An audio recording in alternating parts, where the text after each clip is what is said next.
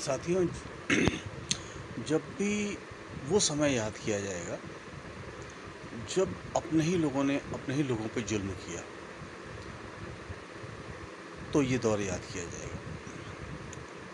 होता ये है, जब बाहर के लोग आते हैं, आपके दुश्मन होते हैं, वो आपके ऊपर जुल्म करते हैं। लेकिन ये वो दौर से गुजर रहे हैं हम, जब अपने ही लोग अपने ही लोगों पे जुल्म कर रहे हैं। जो भी हो रहा है मुझे कहने की ज़रूरत नहीं, आप सब समझ रहे हो। जो वो गरीब मज़दूर, जो लोग बेरोज़गार हो रहे हैं, जो लोग भूखे मर रहे हैं, जो लोग मीलों पैदल जा रहे हैं, वो अपने ही हिंदू हैं। और उनको किसी गैर मुल्क ने या दूसरे लोगों ने, किसी ने परेशान नहीं किया। उनके अपने ही लोगों ने परेशान किया, उनको इस हालात में पहुंचाया। तो चलिए, ये बात तो मैं कई बार बोल चुका हूँ। अब मैं जो बोलना चाह रहा हूँ, जो लोग ये अपने को साबित करना चाहते हैं कि साहब हम धर्म के ठेकेदार हैं, हिंदू धर्म के ठेकेदार हैं, हिंदू धर्म की बड़ी बड़ी बातें करते हैं, तो पहले तो मैं आपको ये बताऊं कि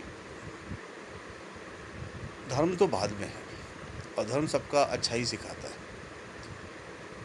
लेकिन उनको सबसे पहले लोगों को ये समझना चाहिए कि एक वो पावर है, भगवान है, अल्लाह है, एक वो पावर है जो सब देख रही है। ज़्यादातर लोग ये सोचते हैं, जब अत्याचारी बनते हैं, देखिए, अगर आप भगवान से डरेंगे तो आप कोई गलत काम नहीं करेंगे। जब आप अत्याचारी बनते हैं तो आपको लगता है भगवान कहीं है ही नहीं, ये जीवन में हम जो भी कर लें उसके बाद ये जीवन ख़त्म। तो मैं आपको ये बताना चाहता हूँ, मैं आपको प्रूफ देना चाहता हूँ कि भगवान है। आप ये समझो कि भगवान है, और उसका प्रूफ मैं आपको दे रहा हूँ। पहला प्रूफ तो ये है, जो साइंटिफिक प्रूफ है। देखिए, जब बच्चा माँ के पेट में आता है, तो एक नली द्वारा वो माँ के उसके भोजन उसको पहुँचता है उसको। लेकिन जब वो बाहर आता है, तो देखिए, माँ के शरीर में दूध नहीं होता। लेकिन जैसे ही वो बच्चा बाहर आता है, माँ के शरीर से अलग होता है, माँ के शरीर में दूध आ जाता है। क्या मतलब हुआ इसका? इसका मतलब ये है कि भगवान ने उसके लिए अरेंजमेंट कर दिया, जब तक वो बड़ा नहीं हो जाए। ठीक है? ये जो चमत्कार है, आप इसको समझते नहीं हो। आप जब समझोगे, कुदरत की हर एक गति को समझोगे, तो आपको समझ में आएगा कि भगवान है। कोई नहीं कर सकता ऐसा जैसा उसने करके रखा है, चाहे इंसान हो, चाहे जानवर हो, कोई भी हो। नंबर वन ये प्रूफ। नंबर वो प्रूफ दूसरा जो मुझे कुरान से मिला। देखिए, मैंने कुरान पढ़ी नहीं है, और मुझे इस बात का बहुत दुख है, क्योंकि मैं अपने धर्म को पढ़ा हुआ हूँ अच्छे से। अपने जो रामायण को पढ़ा हुआ हूँ मैंने। बाइबिल भी पढ़ी है। जिस समय मैं नाइजीरिया में था, उस समय मैंने बाइबिल पढ़ी, क्योंकि वहाँ 60% मुस्लिम क्रिश्चियन पॉपुलेशन थी, 40% मुस्लिम पॉपुलेशन थी। तो वो मुझे वहाँ पे बाइबिल बहुत अच्छे से पढ़ने की पड़ी, और लोगों ने मुझे समझाया बाइबिल अच्छे से कि क्या है। बहुत सारी चीज़ें मुझे समझ में नहीं आती थी, वहाँ लोगों ने बड़ी हेल्प की। तो बेइंतहा खुशी मिली कि सारे धर्म में जो लिखे हैं, बहुत ही ऊँची बातें लिखी हुई हैं। इसी तरह मुंबई में एक पेपर निकलता है, मेरे ख्याल से पूना से निकलता है वो पेपर। एक ही हिंदी पेपर निकलता है, आज का आनंद। उसमें कुरान की आयतों से रिलेटेड चीज़ें हिंदी में ट्रांसलेट करके दी रहती हैं, और मैंने ये वहीं से पढ़ा था। उसमें ये लिखा है कि ईश्वर आपके जीवन को कितना ख्याल रखता है। कैसे ख्याल रखता है? देखिए, जब बच्चा छोटा होता है, उसकी आंतें बहुत कमज़ोर होती हैं, और वो खाना पचा नहीं सकता, तो भगवान उसको दांत नहीं देता। देखिए, दांत देगा तो वो कुछ भी चबा के खा सकता है, तो वो दांत नहीं देता है ताकि वो चबा के नहीं खा पाए, हल्की लिक्विड चीज़ ले पाए। तो जब बच्चा बड़ा होता है थोड़ा सा, उसको ज़्यादा सॉलिड फूड चाहिए होता है, तब भगवान दांत देता है। लेकिन देखिए, वो दूध के दांत जिसे हम कहते हैं, क्योंकि वो टूट जाते हैं और दोबारा फिर निकलते हैं, उससे वो मजबूत दांत नहीं होते। अब देखिए, शरीर का कोई अंग ऐसा नहीं है जो टूट के दोबारा निकलता हो, सिवाय दांत को छोड़ के। अब दांत, फिर जब बच्चा पूरी ग्रोथ में आ जाता है, देखिए, बच्चों के जब 11-12 साल तक बच्चों के दांत जो है वो टूट के फिर नहीं निकलना चाहिए, तब तक बच्चे की बॉडी फुल ग्रोथ पकड़ लेती है। तब आप पूरा दाँत निकल आते हैं और वो आपके जीवन भर रहते हैं जब तक आप बुढ़ापे पे नहीं पहुँच जाते हैं। बुढ़ापे में फिर आपका पेट, आपकी आंतें कमज़ोर हो जाती हैं। फिर आप सॉलिड फूड खाओगे तो आप नुकसान करेगा, आपको पचा नहीं पाओगे और आपकी लाइफ रिस्क आ जाएगा। तो भगवान ने क्या किया, फिर दाँत तोड़ देता है, एक तब फिर लिक्विड डाइट हो। आपका इतना ख्याल हमेशा कौन रख रहा है? भगवान। कुरान भी कहती है, सारे धर्म के लोग कहते हैं, साइंस भी कहती है, मानती है। रॉकेट छोड़ने से पहले भी जो साइंटिस्ट हैं वो सबसे पहले जाके मंदिर में जाते हैं और भगवान से प्रार्थना करते हैं कि तो सब सही से सलामत रहे। यानी हर आदमी ये मानता है कि एक तो कोई है। तो ये जो आप मान लो कि भगवान है, और भगवान है तो आपकी हिम्मत नहीं पड़नी चाहिए गुनाह करने के लिए, किसी के साथ अत्याचार करने के लिए।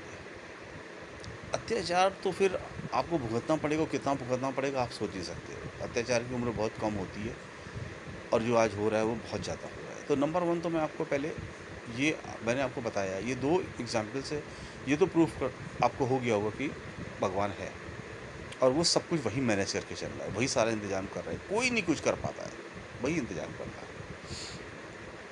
और हमेशा सद्गुणों की बात की जाती है, अच्छे गुणों की, हर धर्म में कि आप अच्छे इंसान बनो, भगवान के बताए रास्ते पे चलो।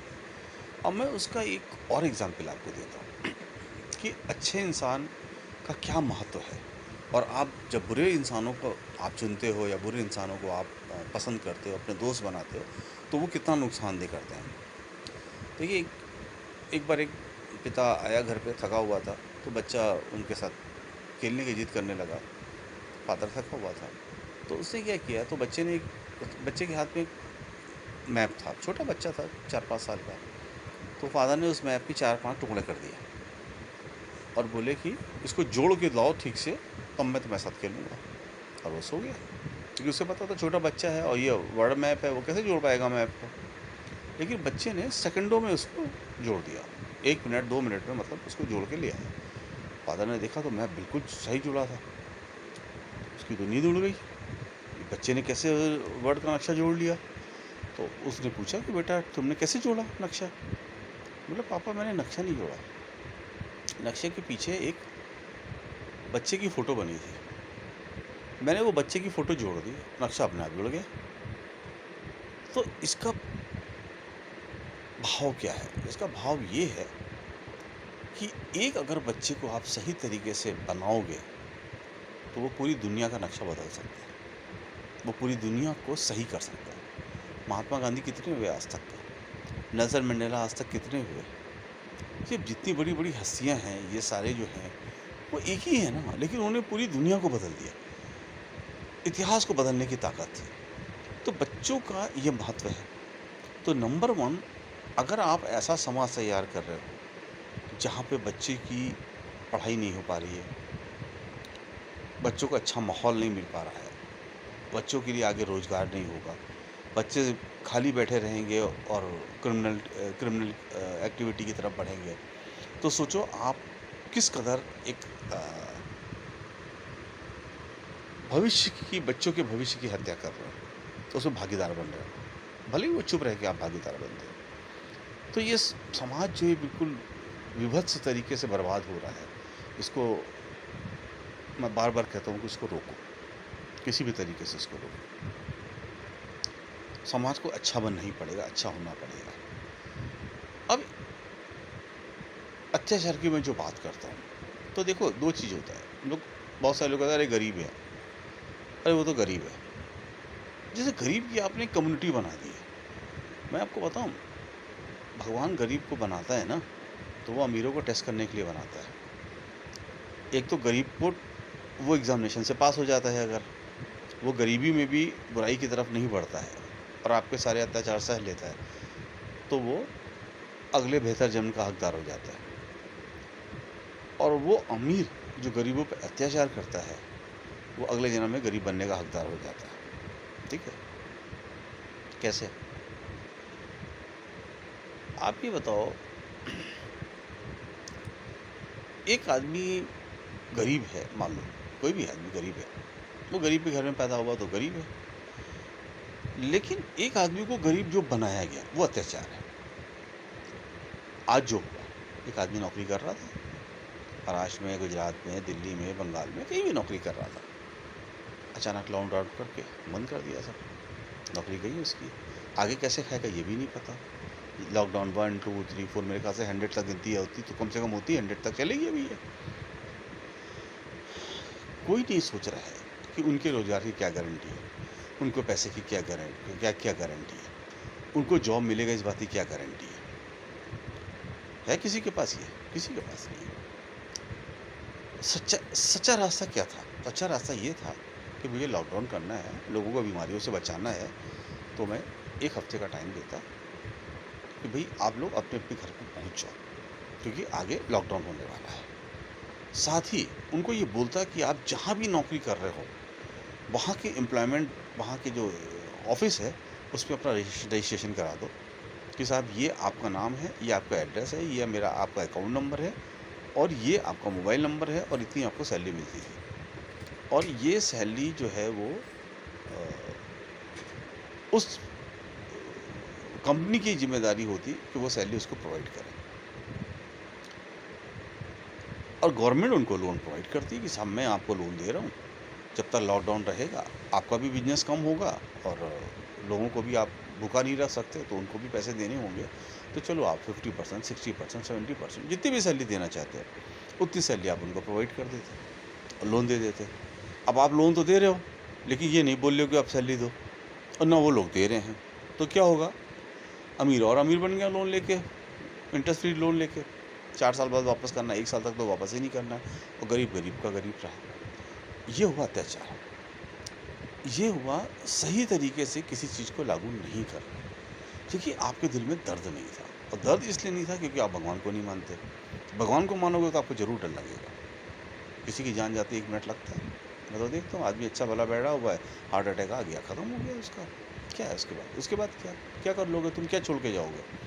देखो, इस दुनिया में जो बाहरी चीज़ें वो सारी छोड़ के जाओगे, जो इस धरती से लिए इस धरती में छोड़ जाओगे, और जो लेके आए थे दिल, गॉड पार्टिकल, भगवान का शरीर, वही आपके साथ जाएगा, और जो आपके अच्छे कर्म हैं वही आपके साथ जाएगा, वही आत्मा जाएगी, और आत्मा के साथ किए हुए कर्म जो उस हार्ड डिस्क में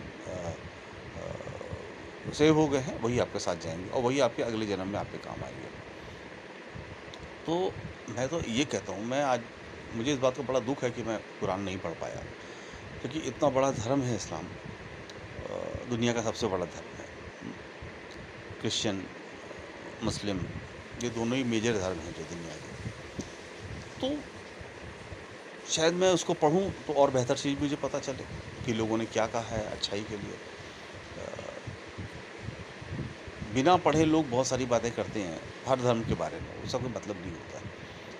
तो सब मेरा आज जो आपसे कहना है वो सिर्फ इतना कहना है कि जब आप ये महसूस कर लोगे कि भगवान कहीं है और मुझे देख रहा है, तो आप ये अत्याचार अपने आप बंद कर दोगे, और अत्याचार बंद नहीं करोगे तो वो ऊपर बैठा है, वो अपने आप सब हिसाब किताब बराबर कर देगा। अगला जन्म भी आपका ख़राब होगा, ये जन्म भी ख़राब होगा। मैंने बहुत सारे लोगों को देखा है, करोड़ों की हेराफेरी की है, उसके बाद जेलें बंद हो गए, कुछ नहीं मिला उनको, सारी ज़िंदगी बेकार हो गई, इज्जत भी गई, पैसा भी गया। तो मत करो अत्याचार, गरीबों पर अत्याचार करना बंद करो। जो लोग हैं आज भी आप अपने को सुधारो, हर आदमी को बोलो वापस आओ लॉकडाउन से, जहाँ जॉब कर रहे थे वहाँ जॉब करो। ये सारी कंपनियों को आदेश दो कि आपके यहाँ जो लोग जैसे जैसे काम कर रहे थे, जिन्होंने क्वार्टर लेबर लाइसेंस ले रखे थे, उन सब की जिम्मेदारी है कि वो उनको सैलरी पे करें, और जितनी वो सैलरी पे करेंगे गवर्नमेंट उनको उतना पैसा, बैंक उनको उतना पैसा उधार देंगे सैलरी देने के लिए।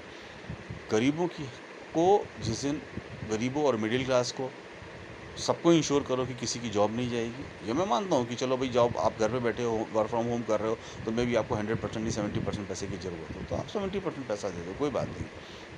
उनका एटलीस्ट घर तो चल रहा है, क्योंकि लेकिन बाकी सारे खर्चे वही हैं। सबको स्कूल फीस देनी है, सबको सामान खरीदना है, सबको किराया देना है, सबको बिजली बिल देना है, सभी कुछ देना है, तो खर्चा क्या कम हुआ? चलो ठीक है भाई, 2-4 पैसे में जो आदमी घी खाता था घी नहीं खाएगा, दाल रोटी खा लेगा, इतना ही तो अंतर होगा। तो ये आप जो इस दौर को, जो बर्बर दौर चल रहा है, जो हिंदू धर्म का सबसे बर्बर दौर के युग में याद किया जाएगा, इतिहास में लिखा जाएगा कि ये हिंदू धर्म का सबसे बर्बर दौर था। शायद अपना नाप उससे आप कटवा सको कि आप एक अच्छाई के रास्ते पे बढ़ो। भगवान हैं वो महसूस करो, वो सब देख रहा है ये भी महसूस करो, और वो गरीबों भी के दिल में भी उतना ही जितना अमीरों के दिल में है। तो उनको अच्छे से उनका इंतज़ाम करो और अपनी गलतियों को सुधारो। यही मेरी आपसे रिक्वेस्ट है। Thank you.